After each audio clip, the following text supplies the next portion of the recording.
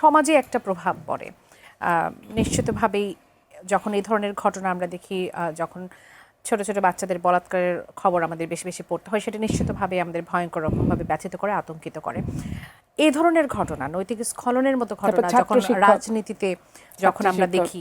বিশেষ করে এই ঘটনাটা অনেক বেশি আসলে তোলপাড় সৃষ্টি করেছে, সেটিকে আপনি আসলে কিভাবে দেখছেন এবং সমাজের প্রভাবটা আসলে কেমন? আমরা যখন একজন পলিটিশিয়ানের নৈতিকতা নিয়ে কথা বলি, এখানে নৈতিকতা কয়েকটা ব্যাপার আছে। যে ইন্টিগ্রিটির জায়গাটা একটা তো হচ্ছে গিয়ে উনি যে কার্যক্রম করছেন সেইটার গ্রহণযোগ্যতা কতখানি, এবং আরেকটা যেটা বড় ব্যাপার, উনি একটা পার্টিকুলার পলিটিক্যাল পার্টি বা পলিটিক্যাল আইডিওলজিতে সাবস্ক্রাইব করেন এবং উনি বিভিন্ন সময়ই এই সংক্রান্ত বক্তব্য উনি দিয়ে গেছেন। তো উনি যখন হচ্ছে এই ধরনের কর্মকাণ্ড করেন, এটা ওনার ইভেনচুয়ালি যে ইন্টিগ্রিটি যেইটা, সেই ইন্টিগ্রিটির জায়গায় একটা বড় ধরনের প্রশ্ন তোলে। এবং একই সাথে হচ্ছে গিয়ে আইডিওলজিটাকে উনি আসলে কতখানি এটাকে ইনস্ট্রুমেন্টালাইজ হিসেবে ব্যবহার করছেন এবং কতটা হচ্ছে গিয়ে আসলে এটাকে উনি সাবস্ক্রাইব করেন, সেই প্রশ্নটা চলে আসে। এবং একই সাথে যেটা আরও একটা জিনিস, যে আপনি যদি দেখেন যে আপনি এই ডিসিশনটা যেটা হয়েছে সেটা তো একদিন পরে হয়েছে। ইতোমধ্যে বিভিন্ন সময়ই আমরা দেখেছি হচ্ছে, যেমন গতকালকে জামাত ইসলামী থেকে যে বিবৃতিটা দেওয়া হয়েছিল, সেটা হচ্ছে যে সেখানে ওনারা বলছেন যে ওনার ওয়াইফ হচ্ছে একটা স্টেটমেন্ট দিয়েছেন, দেন হচ্ছে হ্যাঁ এই ধরনের একটা স্টেটমেন্ট এসে দিয়েছেন, এই ধরনের একটা বক্তব্য এসেতে এসেছে।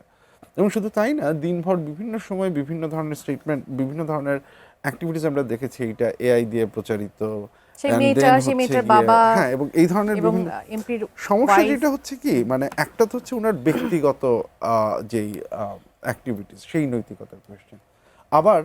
একটা দলের সমর্থকরা, আমি নেতারা কেউ ইসে করেছেন কি আমি নিশ্চিত না, সো আমি ওই বক্তব্যে যাচ্ছি না, সমর্থকরা যখন এটাকে ডিফেন্ড করতে যান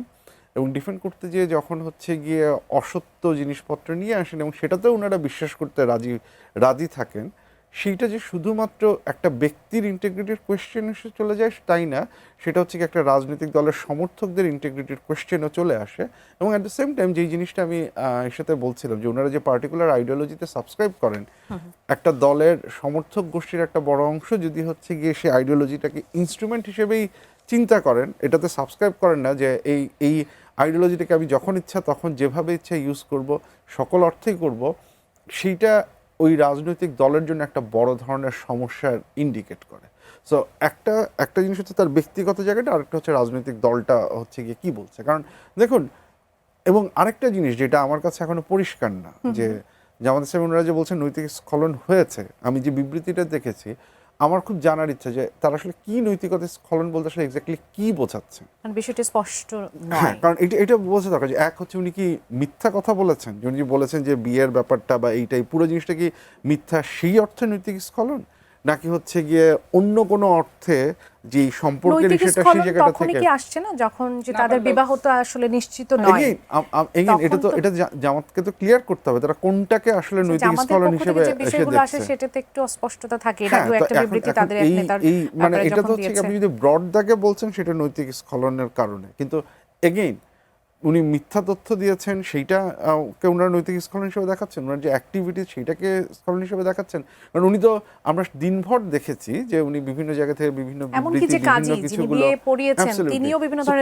কোনটা আসলে কোনটার বেসিসে ওনারা হচ্ছে গিয়ে এই সিদ্ধান্তটা নিয়েছেন, এইটা একটু পরিষ্কার হওয়া দরকার। কারণ এটা এই কারণে দরকার যে এই যে প্রত্যেকটাই নৈতিক স্খলন, কিন্তু এক একটার মাত্রা এবং এক একটার যেই মেসেজটা দেয় সেটা হচ্ছে গিয়ে ডিফারেন্ট। এখন উনি একজন হচ্ছে গিয়ে মানে একজন মেয়ে, তার কাছে হচ্ছে চাকুরির জন্য হয়তো প্রবাবলি গিয়েছেন, সেইখানে যে মিসইউজ অফ সেই জায়গা থেকে তাকে যে হচ্ছে গিয়ে উনি যে একটা ডিফিকাল্ট সিচুয়েশনে মেয়েটাকে ফেললেন, সেই জায়গাটা থেকে এই পুরো জিনিসটা যে একটা মানে অসম্ভব নোংরা একটা জায়গায় উনি নিয়ে গেছেন, সেই জায়গা থেকে এরপর এইটাকে আবার আড়াল করার জন্য উনি মিথ্যা কথা বলছেন।